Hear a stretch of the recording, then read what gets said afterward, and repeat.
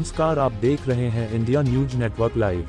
वापी के छीरी ओड़िया बाग में एक 7 साल के मासूम बच्चे की मिली लाश, डूंगरा पुलिस जांच में जुटी। वापी के छीरी ओड़िया बाग में एक दुखद घटना घटी, जहां 7 साल के ओमजित कुमार दिनेश तांती की लाश मिली। बच्चा 25 दिसंबर रात 9 बजे के आसपास गायब हो गया था, जिसकी शिकायत डूंगरा पुलिस चौकी में दर्ज की गई थी। अगले दिन बच्चे की लाश घर के पास झाड़ियों में मिली।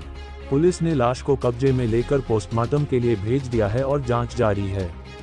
एसपी डॉक्टर करण राज वाघेला ने अपराधी की गिरफ्तारी के लिए टीम गठित कर कार्रवाई शुरू कर दी है।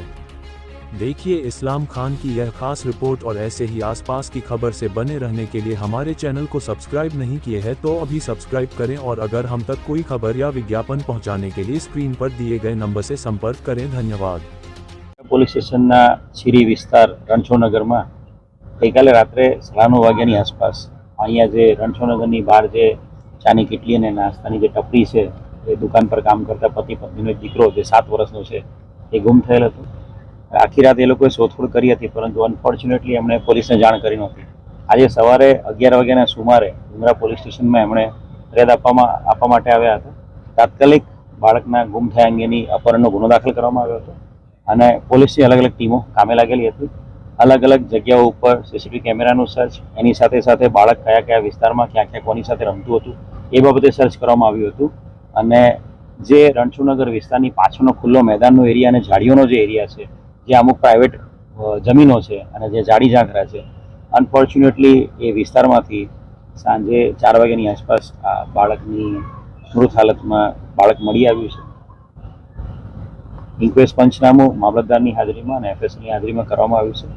આ જે અપહરણનો ગુનો હતો એની અંદર હત્યાની કલમોની ઉમેરો કરવામાં આવશે અને આ બાબતે જે પણ વ્યક્તિ છે શંકાસ્પદ વ્યક્તિ એને શોધખોળ કરવા એ દિશામાં crime branch, SOG, Vapi town, ડુંગરા તમામ ટીમો કામે લગાડેલી છે અને આરોપી જલ્દીમાં જલ્દી પકડાઈ જાય એ બાબતે મહેનત ચાલુ છે। સર, બોડી પર કોઈ ઇન્જરી નથી? પ્રાથમિક રીતે શું લાગે છે?